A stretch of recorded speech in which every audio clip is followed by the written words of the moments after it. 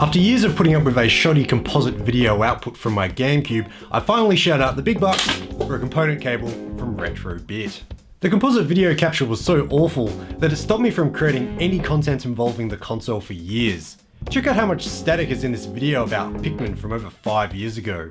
Unacceptable. So, for the first GameCube review of this decade, I chose Cell Damage, which was released by Pseudo Interactive in 2002.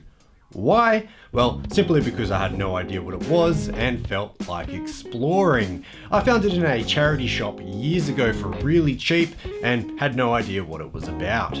Briefly, it's a vehicular combat game using cel-shaded graphics, which were gaining popularity at the time. For reference, the pioneering Jet Set Radio released less than 2 years earlier. It was the first game developed by Pseudo Interactive. It had a turbulent development phase, however, originally intending to be an Xbox exclusive called Cartoon Mayhem and published by Microsoft. This went south after development delays and creative differences, but was fortunately saved by EA, which also enabled a multi-platform release. Wow, EA doing something seemingly good? What's the catch? Cell Damage is a fictionalized TV show that airs on an equally fictional cable TV network called Toon TV. Within, an array of cartoon characters duke it out in demolition derbies for grandeur and the entertainment of all. The gag is that since they're cartoon characters, they can continuously get beaten to a pulp and instantly return. The tropes of cartoons run high throughout the entire game, but aside from a selection of semi-humorous cutscenes introducing each character, we're not given much more in the story department because this is primarily a multiplayer release. Dude, wake up! You're gonna miss Zogar! What are you talking about? You know, Zogar, king of the Metrons? You're having one of those stupid dreams again, Fleming. Meanwhile, Zogar's signing Metron headbands in Hall B. Come on! Coming. Starting a new game, you're given the choice of 6 characters. It doesn't get mentioned in-game, but if you check the manual, they do have differing stats. While some characters' vehicles might be fast and nimble, they could suffer from poor traction and deacceleration, or entirely the other way around. None of the vehicles are perfect, so you'll have to choose the advantages that are most important to you. It's kind of bizarre that these stats aren't shown in-game, however. You'll notice there are 4 slots as you choose a character. This is because there is no solo campaign. If you have no friends, the only option is to play the available modes against bots. There are 3 modes, but initially only Smack Attack is available. You need to play a few rounds to unlock the other 2, but realistically, this takes all of about 15 minutes to achieve.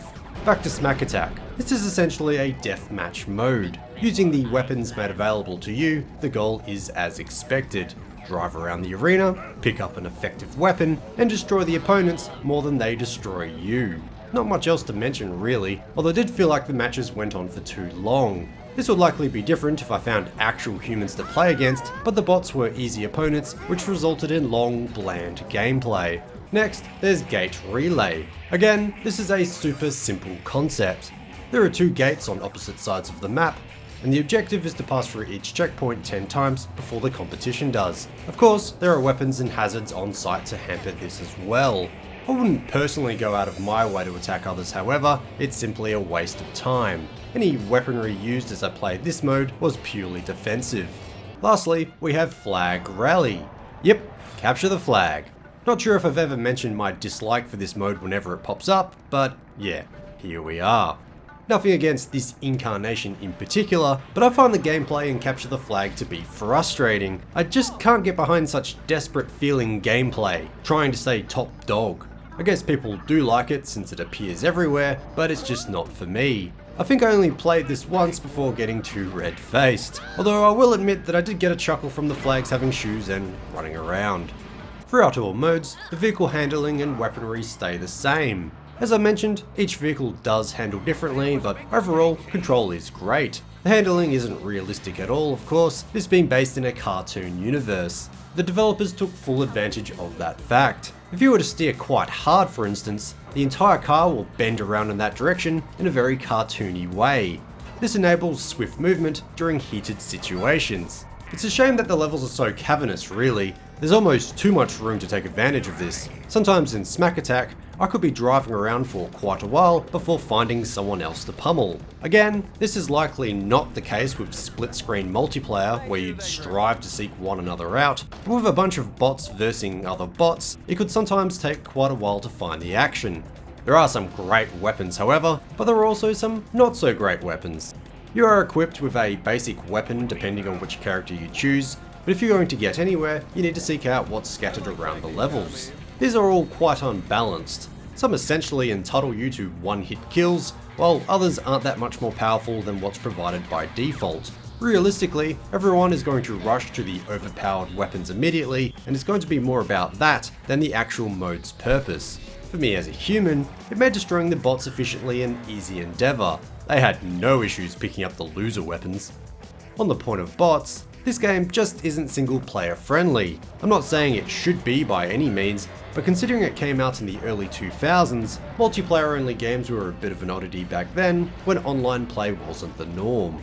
It made for a bizarre experience all these years later, checking it out on my lonesome while wearing just my underpants in the retro gaming room. As I mentioned, I had no idea what this was about before I plucked it off the shelf. At least it's nice to look at. Reviews from the time likened it to just like being in a cartoon. That may seem a bit chuckle-worthy now, but 20 years ago, I can see why it would have been such a big deal. Games had cracked 2D games looking like they came out of Disney World back then, but cartoon-style 3D was still a new frontier. The physics engine is also a winner. The way the vehicles react to the terrain, attacks and movement in real time in such a way you'd expect to see in a cartoon is incredibly well done. The character and level design complement this too, but sadly, pretty features don't make a great game. Even though Pseudo Interactive's deal with Microsoft fell through, this was released on Xbox several months before this GameCube version. While I haven't played the Xbox port personally, I've read that this GameCube version is easier. Considering how effortlessly I usually steamrolled through the bots, maybe they made it too easy. A PS2 port, now called Cell Damage Overdrive, was released as a European-only budget title in late 2002. I haven't played that either, but it appears they overhauled the damage system and included a health bar.